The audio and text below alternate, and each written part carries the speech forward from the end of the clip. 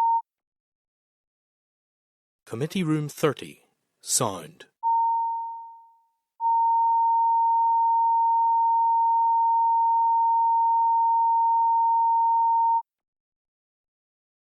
Committee Room 30, Sound.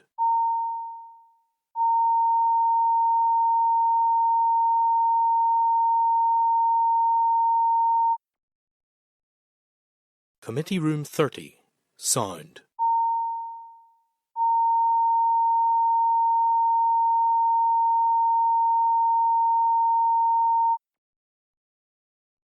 Committee Room 30, Sound.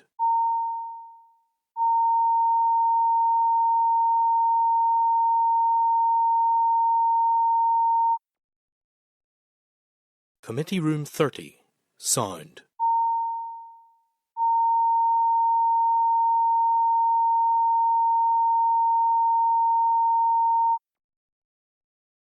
Committee Room 30, Sound.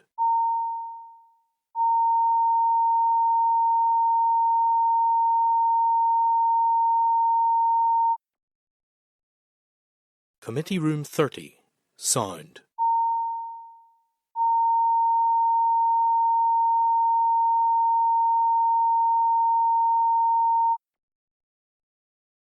Committee Room 30, Sound.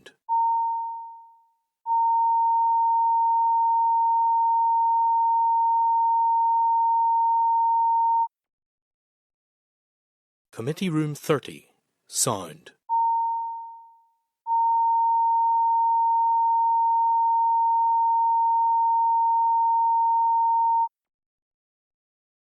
Committee Room 30, Sound.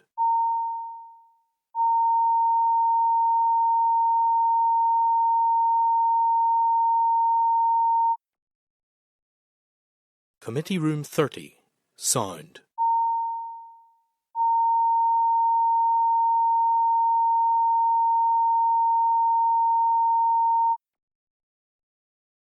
Committee Room 30, Sound.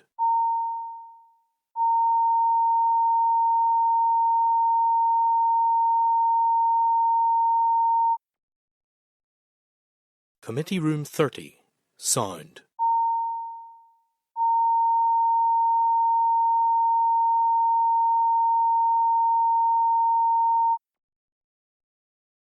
Committee Room 30, Sound.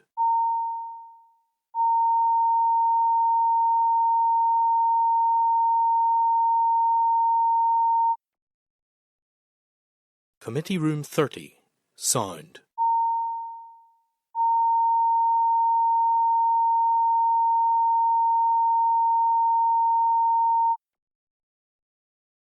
Committee Room 30, Sound.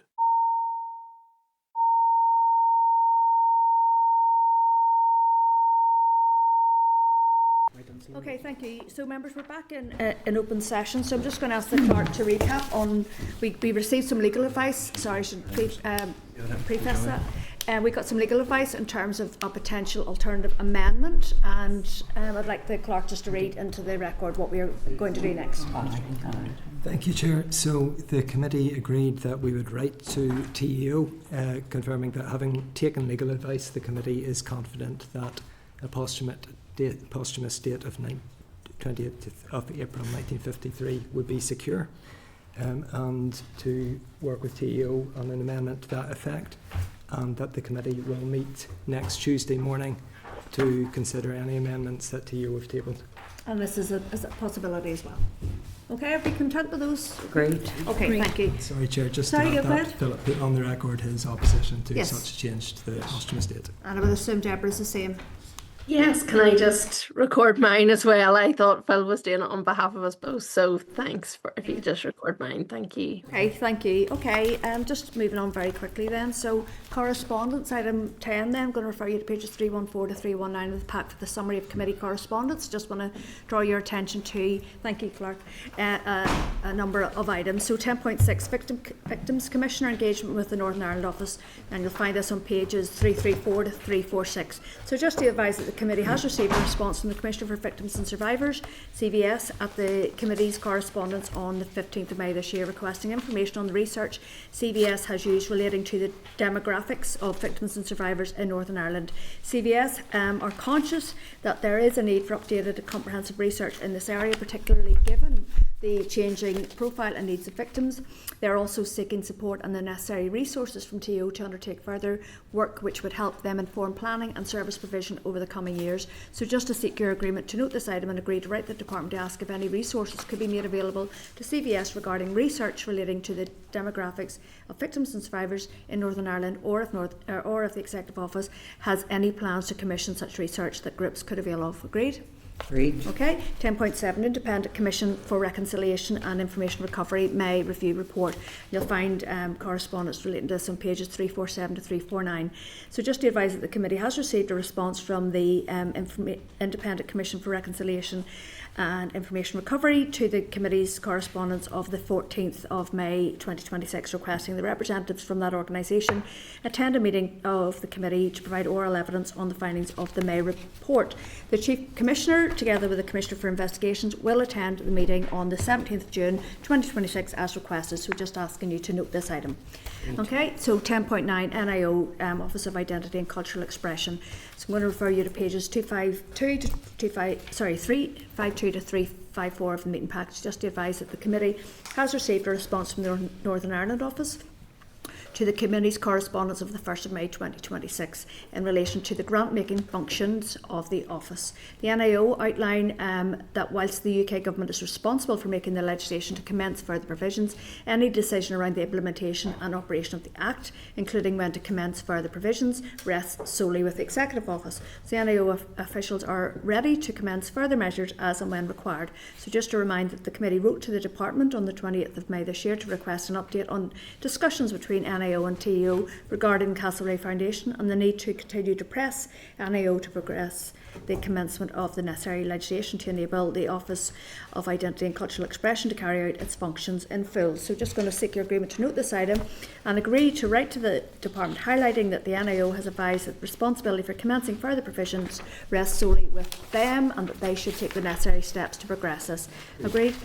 Okay, 10.10, Victim Payment Board, Victims Payment Scheme. So we're going to refer you to pages 355 to 358 of the pack and just advise that the committee has received a response from the board to the committee's correspondence of the 18th of May regarding further information following their evidence session and a meeting on Wednesday the 13th of May. Just to advise that the board has confirmed that 1,741 applications have been determined as unsuccessful on the basis that they were deemed ineligible under Regulation 6(1)(b) of the scheme. The board has also provided further information on its media and communication strategy, as well as research and evidence relating to victims and survivors. Content to note? Okay, 10.12, Committee for Finance, 2025 to 26, Expenditure Outturn and Forecast Outturn for April. I'm going to refer you to pages 368 to 415 of the meeting pack. And just to advise, the committee has received correspondence from the Committee for Finance regarding the Public Expenditure Outturn and Forecast Outturn April position. So I'm going to seek your agreement to note this item and agree to write to the Department to ask for a breakdown in relation to the Dell underspend easement of £2.2 million and the easement of £0.2 million, 200,000 regarding civil contingencies and procurement delays. So just to advise that a written briefing from TO contingency planning envelopes in the absence of an agreed budget has been scheduled for the 24th of June 2026. So just going to ask the clerk to read other items into the record. Thank you. Thank you, Chair. Item 10.2 relates to TEO's response to the Committee for the Economy on Public Sector AI Strategy. 10.3 is a Hansard report of the COVID-19 Inquiry Module 2 response, dated 20th of May. Item 10.4 is from the North West Migrants Forum, and relates to an invitation to the race, gender and justice discussion. Item 10.5 from Legal Services is the 66th report of the Examiner of Statutory Rules, and there are no rules relating to this committee in that report. Item 10.8 from the Committee for Communities relates to the retention and disposal schedules that we considered a couple of weeks back. 10.11 from the Youth Assembly, correspondence dated 2026 is their update. 10.13 from the Committee for Finance is the National Population Projections for Northern Ireland, and 10.14 is a copy of correspondence from the Northern Ireland Affairs Committee to the Committee for Finance in relation to absence of an agreed executive budget. Okay, thank you so much. Does anybody want to speak to any of those speaks? Go ahead. 10.11, the Youth Assembly. I know when the last mandate of the Youth Assembly we met them as a committee. I think before the end of our mandate it would be good to schedule that in. Obviously they'll not be available during term time and things like that. So I think it'd be good between now and the end of March that we could have a look at that and give them the opportunity to come to committee. I think we agreed at the strategy session that we would invite them to come along and focus in on violence against women and girls, which is one of their priorities for the year. Okay, so has that been scheduled yet? No, Chair, it's just for the committee when we're looking at possible inquiry in that area. Oh, we yes. may engage them, but we also, the Youth Assembly previously considered correspondence on about opportunities that they're looking to engage in statutory committees with, and we wrote back to them to say that would be an area that we could engage with them between now and the end of the mandate. Is there an update in the legislation? Because obviously that will impact. Yeah, that's Carol asked that earlier, and so there's been nothing back in that regard, unfortunately. Go ahead, please, Claire. Sorry, just very quickly, it was just in relation to the population changes, and should we have any interest there, an ageing population? Yeah. My continued frustration around how our executive doesn't plan for that at all. Yeah. Yeah. No. We can speak to that another time. No. I totally agree with you. Okay, we'll maybe pick that up again next week. Okay, I'm just going to move on to the draft forward work programme. I'm going to refer you to pages 453 to 455 of the pack for that, and ask the Assistant Clerk to talk through any changes, please. Thank you, Chair. So next week obviously we'll have the deferred legal briefing on FOI. Next week we'll also have an oral briefing from the Truth Recovery Independent Panel. Then they'll provide an update on their final report, and TO officials will be able to talk about the programme for government first annual report. Okay, any other business, members? No. No. Okay, so date, time and place next meeting. Next Wednesday the 10th of June at 2 p.m. in this room 30, so the meeting is adjourned. Thank you. Thank you. Committee Room 30, sound.